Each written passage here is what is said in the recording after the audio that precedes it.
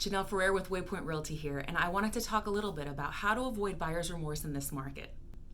Inventory is at a record low, prices are high, interest rates are incredible, and millennials have found themselves frustrated as they've entered a very challenging market as first-time homebuyers. Now, a survey from Bankrate found that 2/3 of millennials are voicing regret already from their recent home purchase.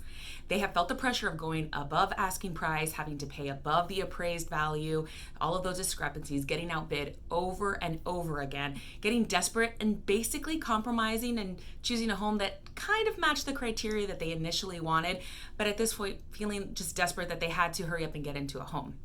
So, at least for now, these new homeowners can actually feel good about something.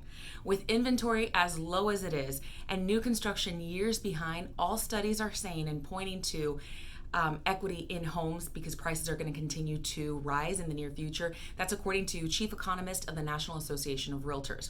Now, if they choose to turn around and sell quickly, this is one of the few times in history where within a year you can already have some serious equity and make a profit on a house.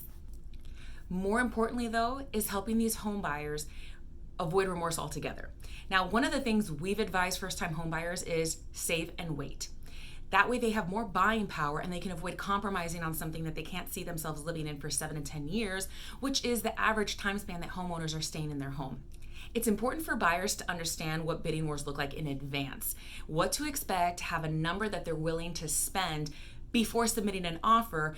That way they know how high they're willing to go using an escalation clause. Now, if they end up losing the offer, they're okay with it because they knew what their max was going to be. And if they get outbid, then they were comfortable paying up to that point, but no more. The remorse starts happening when they get excited with a bidding war. It's almost like you're on eBay and you're trying to outbid the next person and you realize, what the heck did I just buy?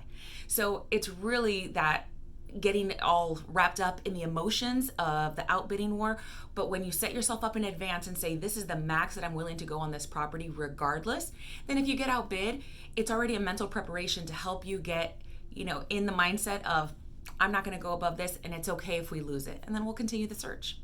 And this all goes in with the mental preparation of getting in the game of real estate right now. It's just a very different market than what people are used to, especially as first-time home buyers. Now, we definitely experienced buyer fatigue this summer.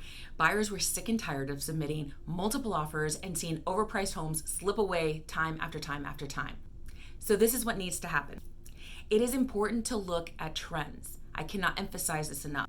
You've got to look at what homes are in the market that are going to show longevity and equity in the future, the long run, even if there's a dip in the market. So a lot of people are still, but this is going to happen. No, this is not the same as 2008 at all. There are equity in homes. People are buying cash. They're paying above out of pocket. There are no subprime loans. In fact, lenders have been incredibly strict with their guidelines. This is not the same thing. We are behind in construction due to costs.